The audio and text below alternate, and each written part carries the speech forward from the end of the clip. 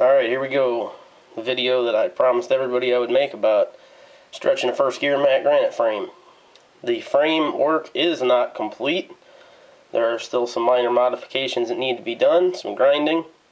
I have mocked it up and I have attached the tubing to one side of the frame, and there is a little bit more work to be done before I attach the tubing to the other side of the frame and totally complete the framework. But I'm going to show you where I am. It's a complicated process. Got about probably 3 hours into it right now. This won't be the only video on this topic. The other thing is, I just want to let everybody know right off the bat, I'm not going to tell you guys everything.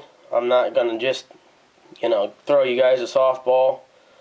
This is a very involved project, and I don't suggest just any regular person doing this.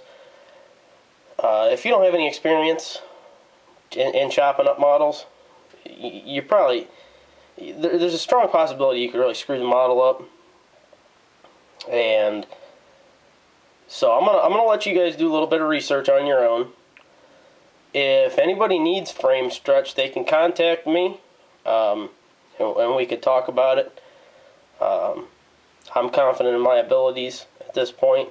This tubing is not exact, but it is as close as the tubing that is made. This is just rectangular brass hollow tubing, and this is the closest size to the actual frame rail itself. And I think when I'm all said and done, well, I know, when I'm all said and done, you're not going to be able to tell. At this point, especially when I zoom in here and get up close and show you where I'm at, you're going to see some subtle differences in some places. So I'm going to go ahead and get to it. I'll go ahead and get right up on close here so you can see. I'll try to zoom in and hopefully this will work out the way I want it to. And it's actually kind of hard to see there, but that tubing is not exactly the same size as the frame rail. Now as I go up and above, it's pretty hard for you at this stage of the game, looking at this video, to be able to tell that this isn't the exact same size tubing. But I can tell you, because I've been chopping this thing and working on it for several hours now, it's not. Again, as I said, I'm not going to throw out all the information. One of the things I'm not going to put out is the exact size of the tubing that I'm using. I feel that, people need to do a little bit of their own research, a little bit of their own homework. I spent quite a period of time at the hobby shop trying to figure out exactly what size tubing. And I've been given little tips and tricks about different projects that I've done over the years, but nobody has totally handed to me, oh, this is how you do this, step 1, step 2, step 3, you're going to need this material, this exact size material. And to be perfectly honest with you, I believe it's somewhat fun to, go into the hobby shop yourself and try to figure out exactly what you need. That being said, this is a very, very tedious process, and I'm going to go ahead and pull the frame apart and show you where I'm at. You can see up here in the front that's not attached right there. It's attached there, but not there. So I'm going to pull this joint apart right here just a second and show you. I've been using a Dremel, I will tell you that, with a blade on it that allows me to grind down the frame rails. What we're trying to do here, and it's not easy to do it evenly, and like I say, it's a very tedious process. You're trying to grind down the side, the top, and the bottom of the frame rail that you cut apart to make it so that you can slip it inside of the hollow tubing and then put it together. I will tell you that I'm using JB Weld, and what I do, I will show you here. I'm going to go ahead and pull this frame apart as carefully as possible without destroying anything. And it's a little bit tight right now. Part of the problem is this. These wheels come apart. Wheels and axles come apart while I was dremeling the frame. So there we go. There's that part. There's that part. Go ahead and move this stuff out of the way. The heat from using the Dremel on the metal frame heated up the plastic of the wheels and the hub there in the center, and so they basically just came apart. The remedy for that would be whenever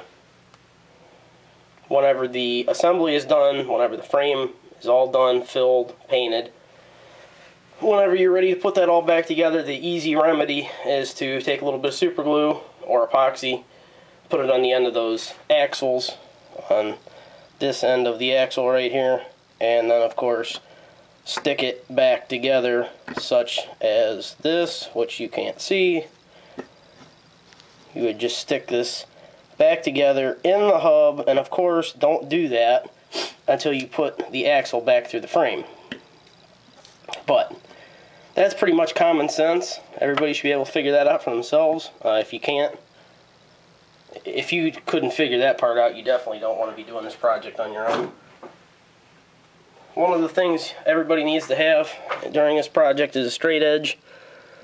So I'm using a piece of this brass tubing, and as you can see as I'm pressing it down on the frame, there is basically no gap or a very small gap, and the extensions on the frame rails are straight. Turn this over, show you what it looks like from this side. Nothing special, but just so you can get as close of an idea as possible.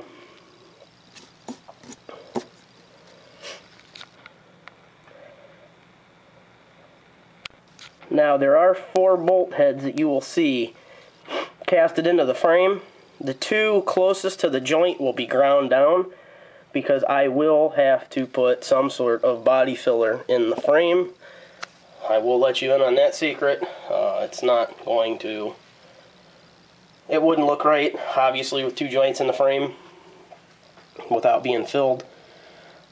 So, moving on to the tractor portion, you can see here the tank and these lines just kind of dangling. Be very careful when you take those off and let them dangle. I don't know what I'm going to do yet with those, or if I'm going to put new tanks and new lines on for the... This is going to be a dump truck, obviously. Maybe it wasn't obvious, but there you go. It's going to be a dump truck. It'll probably be a quad axle, a couple lift axles. So here you can kind of see, and it's not 100% even, but how I have cut at the frame, chiseled away at the frame, at the rails. You can see there. So that I can slip those into the hollow tubing. Set this aside. Another thing, I pulled this truck straight out of the box. You can still see the plastic band around the doors. I suggest doing that. I also suggest whenever you start cutting these to tape the truck, mask it off so that you don't get dirt and debris everywhere. Because you get dirt and debris everywhere, your first natural instinct is to wipe it off with your finger, and then you start putting scratches in the paint. Don't do that. It's a waste of a truck model.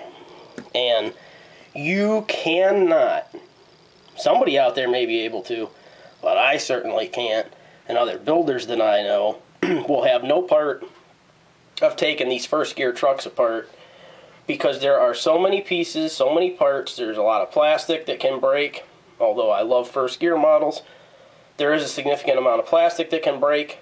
To be perfectly honest, the engine area of their trucks are much more detailed than sword pieces. And there's a lot of plasticky kind of rubber connections that don't really like to go back together after they've been taken apart. So, with these hollow ends, what you're going to do, if the camera is going to cooperate, what you're going to do is whenever you put these ends on the frame, what you want to do is take a popsicle stick or a small piece of styrene such as this, and you want to stuff as much JB Weld or epoxy inside of the pocket of that hollow tubing as you can. Now, you don't want to glob it all over the outside. You can tape the outside, but try to keep it as clean as possible. Mine isn't perfect. This is the first frame that I've chopped apart. First gear Mack Granite frame that I've chopped apart. So I'm still learning. And but you want to stuff as much JB Weld as you can in there, and then whenever you're ready, you take your two pieces, slip them together like so. I'm not going to push it all the way home. Slip it together like so. Push it in firmly, and then make sure you have plenty of support underneath the frame, and check with a straight edge to make sure that the frame is as straight as possible. You don't want any humps or dips in the frame. Again, this is not a very simple process. This does take a lot of time. You have to be very meticulous and methodical. Excuse me. And you really don't want to rush this. You guys remember, I'd have to look here on the Facebook page. It's been a while since I posted the first pictures of this project starting up, and I've been very busy, but this is not something that's getting rushed through. I'm just looking right now, and I know it's been a while. It may have been up to a month ago. The last picture that I posted during mock-up was on March 3rd. Today is March the 16th, so 13 days ago. I started this on the 1st, and this is all the farther I've gotten. Again, I've only put about 3 hours into it, but like I say, it's a time-consuming process. Now, I have another granite here that I want to show you. I'm not afraid to show you one other thing, and that one other thing would be where I cut the frame. In the center of the frame of the camera, you can see there's a gap there between those two cross members in the frame.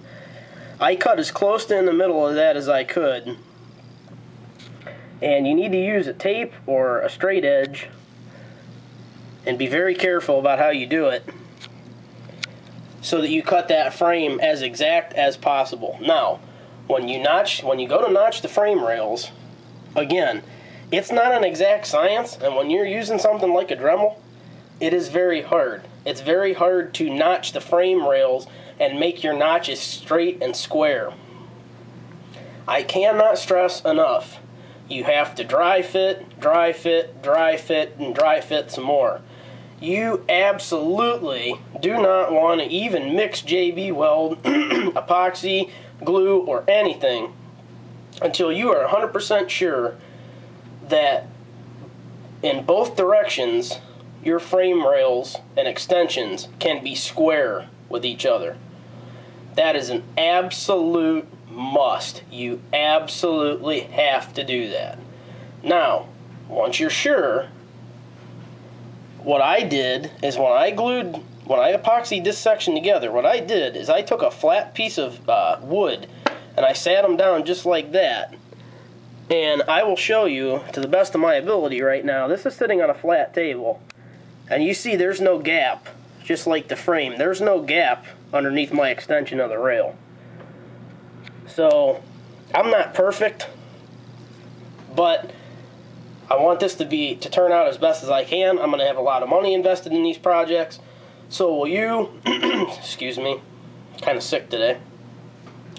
The minimum that you're probably going to put into this, you're probably going to run at least 50, 60, 70 bucks and getting one of these dump trucks, you know, to cut apart and stretch. Again, if you need a frame stretched and you don't feel that you can do it or you don't want to do it, send me a message on the Mike's Models 2011 Facebook page, send me a message on the Mike's Models 2011 YouTube page, or leave a comment.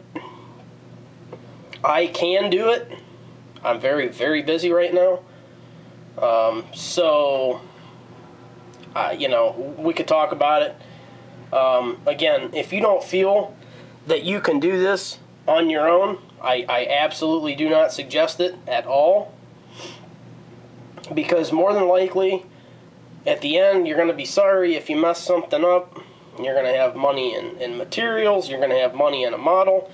And let's face it, it sucks whenever you mess something up. So that's it for now. Stay tuned. Like the Facebook page, Mike's Models 2011. Check out the YouTube channel if you haven't already. Thanks for watching. Another video coming soon. Take care, guys.